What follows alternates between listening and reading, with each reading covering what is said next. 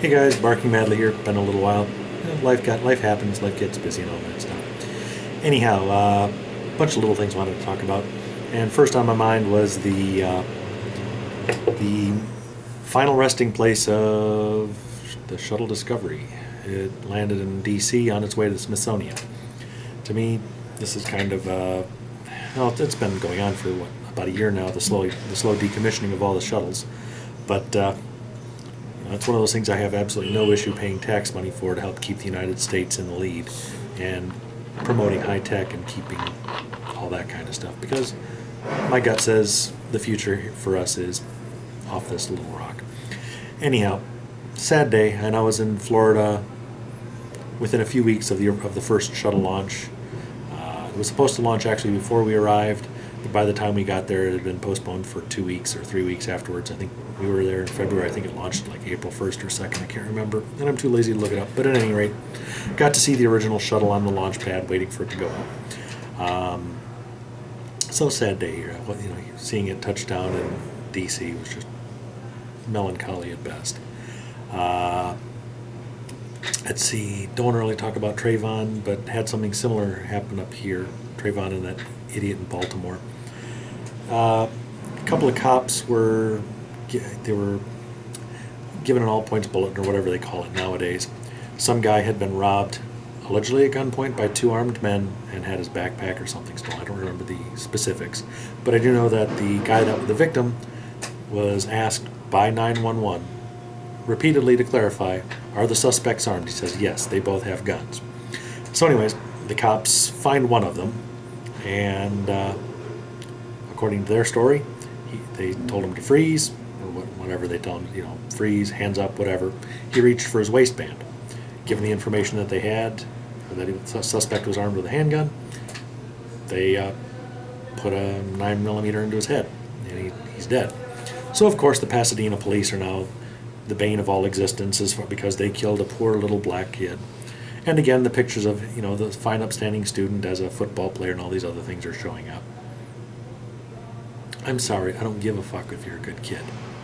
The moment you start getting involved with stupid shit like that, this wasn't the Florida case where the kid just didn't look like he didn't belong kind of thing. This was the case where these guys are fucking criminals. Sorry. You want to play the game? You want to play the risks? Now, who's at fault? Well, the idiot that got shot was, had a huge part of the fault. But also the guy that got robbed when it turns out they actually weren't armed. The guy that filed a report or whatever said, oh, no, my bad, they really weren't. They didn't have guns, sorry. He just lied about it. So he's got some liability as well. But to me, the cops, they were doing their jobs. And if you aren't sitting there, one, the cops have their guns drawn on you, do what they say. Two, don't do stupid shit. Suarez, AK instructor, he calls it the three stupids. Don't do stupid things or go with stupid friends to stupid places. If you do stupid can happen to you. There was one other thing. Oh yeah. Well, I guess this is the time of the year where they talk about the amount of waste in spending by the federal government. They said, waste is down. One of the things they talk about was the M1 Abrams tank. Now, I know some of you guys are military guys, Lamb Dog you are, and I don't know who else may or may not be here. But the M1 is actually near and dear to my heart. I know very close to someone that was involved with the Abrams back when it was being designed by Chrysler Defense Engineering before they were bought by General Dynamics, and was called the UCOFT project, or part of it was the UCOFT. Anyhow, the Army is putting in $250 million to maintain and upgrade the M1 tank when the Pentagon says they don't want it. And this is one case where I'm going, really? It's $250 million.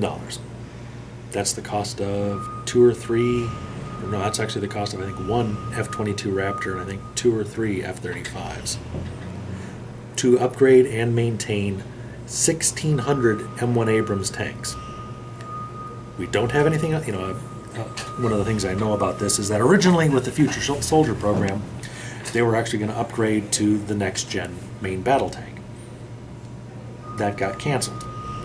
And then I think they were originally planning on rebudgeting to put the upgrades for the M1 in, I think it was going to hit in 2015, but between 2011 and 2015 there was nothing. Needless to say, the folks at GD that are trying, being directed to do stuff, don't like the idea of working without a contract, but anyways, there is no upgrade, there's nothing on the future for replacing the M1 Abrams. The Stryker sure as shit can't do it. An up-armored Humvee sure can't do it. And I think our experience in Afghanistan and in Iraq shows that having the Abrams on site is a good thing. So the powers that be in the Pentagon, wherever that is, that say they don't want the M1 Abrams, what the fuck do you think you guys are doing?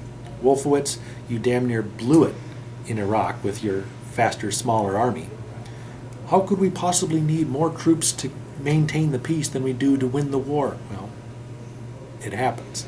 Shinseki and all the others that said, no, we're not, we need 600,000 troops on the ground to easily, to maintain stuff. Anyway, that whole thing is a clusterfuck. Let the Army do their job. Generally, the guys that are there working on it know what the fuck's going on, just because some fucking brass up in D.C. in the Pentagon. Anyway, just want, if any of you guys actually do have experience in the military, what do you think is a good replacement for the M1? That's available now.